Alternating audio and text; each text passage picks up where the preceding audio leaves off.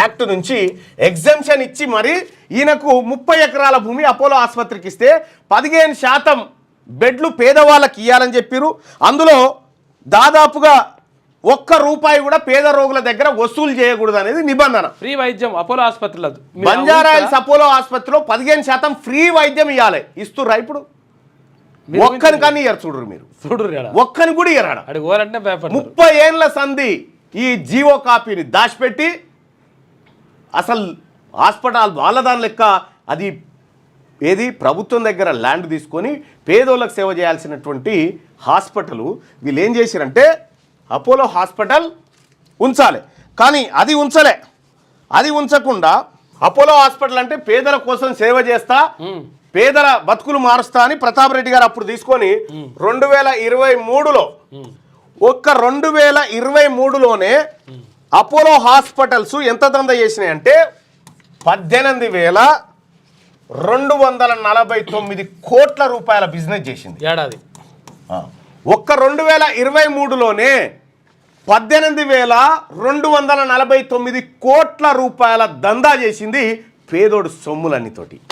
ఇది Apollo hospital. ఇక 15% ఇది మనకు తెలియదు కదా, కథం అడిగేటోడే లేడు. ఇంకా విషయం ఏంటంటే ఇదే అపోలో ఆసుపత్రికి సంబంధించినటువంటిది వీళ్ళని అడగరా, పబ్లిక్ నడి చెప్తారు 15% ఇస్తారు. తెలుసా మీకు 15% ఉందన్న విషయం తెలుసా?